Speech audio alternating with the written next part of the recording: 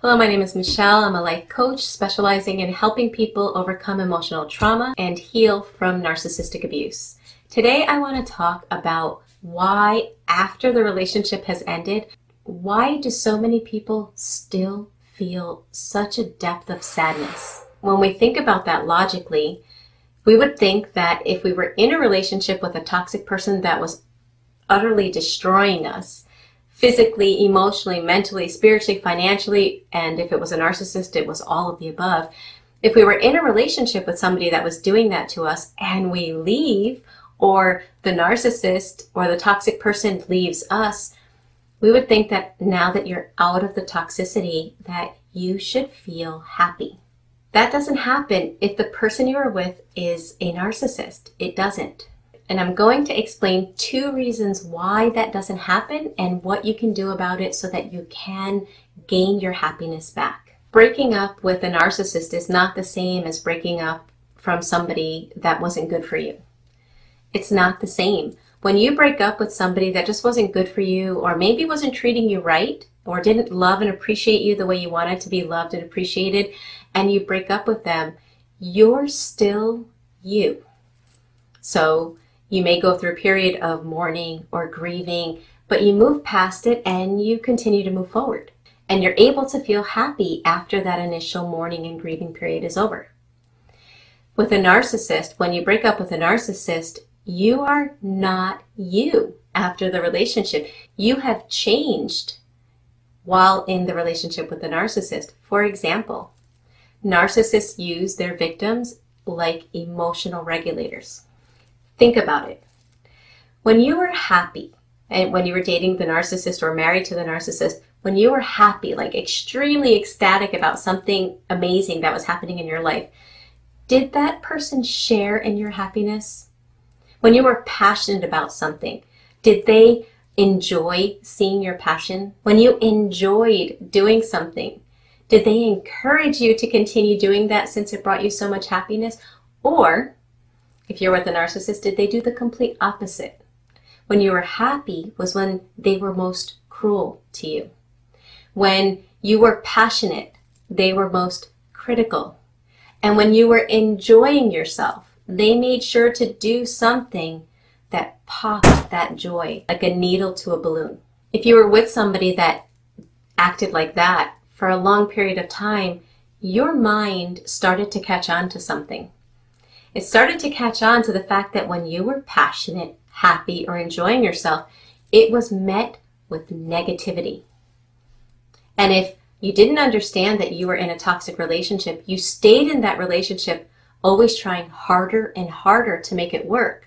And one of the things, without realizing it, that we did to make it work was, as a coping skill, we toned down anything that brought about rage from the other person. So on a subconscious level, we start to realize, oh, when I'm happy, this person's super angry. So we tone ourselves down a little, and then the toxic person is happy. It's almost like, on a subconscious level, they reward you for not being happy. They reward you by not causing arguments or fighting, or they might even say something nice. Our mind catches on pretty quick, and it starts to say, oh, when I'm here, this is more manageable. It's easier to live here than to try to be happy and have this person attacking me all the time. Done over a long period of time, our brain is being conditioned to associate happiness with anger, with negativity, with something bad. Once we're conditioned in a certain way, it's really hard to break that conditioning. Think of Pavlov's dogs, right? They rang the bell every time they fed the dog. Pretty soon, they would, if the dog heard the bell ring, it would automatically salivate, right? Imagine that dog trying not to produce saliva. I'm not going to. Its brain had automatically created that association, and there was no way to override that. That's what happens when you've been in a relationship with a narcissist, and that's why happiness is so difficult to attain afterwards, because we are not ourselves. And if we don't do the inner work to change, then we don't just spring back because we've changed, right? Don't worry, I'm going to help you to know what to do to override this. But before that, the second reason why happiness is so difficult afterward is because without realizing it, we have internalized the abuse of the narcissist or toxic person. So they're no longer in the room. They're no longer telling us their insults, criticizing, putting us down. They're no longer doing all these awful things. But we're doing them to ourselves without realizing it. Maybe we were successful at one time in our life and they chipped away at our self-esteem until we felt like we could never have a successful career again.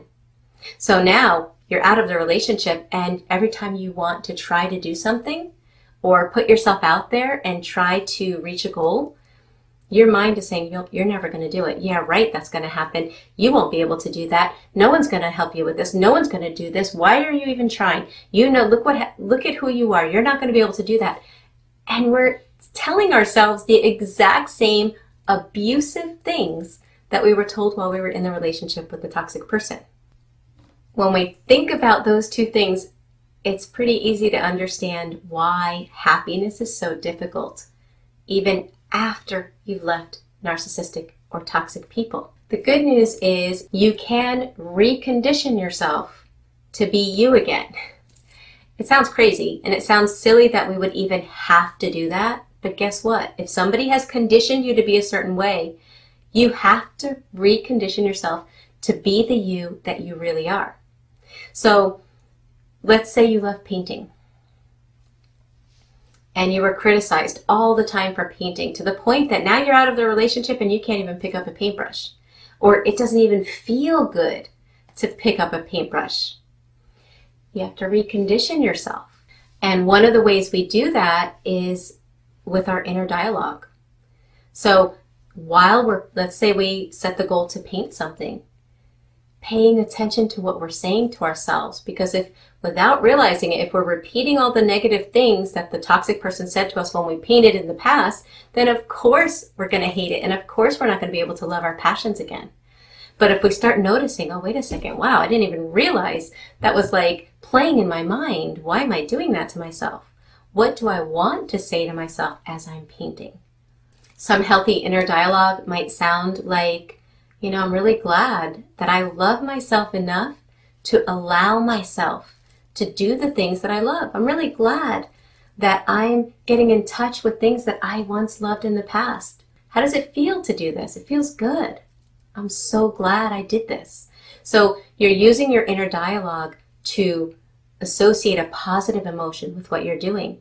And then the repetition is what will help you to break out of that old conditioning. Because that's what happened with the toxic person. It was the repetition that solidified or cemented those changes within us. So we need to be consistent and repetitious. And the other thing that we need to do is change our inner dialogue. If anyone is struggling with happiness after narcissistic abuse or after getting out of toxic relationships, whether they're friends, family members, bosses, whatever, if you're still struggling to feel happy, I challenge you to pay attention to your inner dialogue. What are the things you're telling yourself? Are you building yourself up, or are you constantly insulting yourself and putting yourself down? Once you know what you say to yourself, if it's all negative, ask yourself, would I say this to someone that needed to be upbuilt or who was going through a hard time?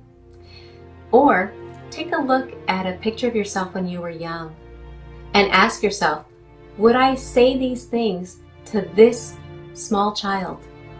And if the answer is no, it is in your power to stop and to change that dialogue and develop a compassionate dialogue with yourself. When it comes to the conditioning that the narcissist did with an individual, when it comes to the internalizing of the abuse, that happens on a subconscious level. And what happens on a subconscious level, we didn't understand, right? So we couldn't have done anything about it at the time. But now that we know, now we can take responsibility for what we can do, and we can change our inner dialogue, and we can help ourselves to break free of that conditioning. Does it require a little bit of work? Yes, but it's worth it.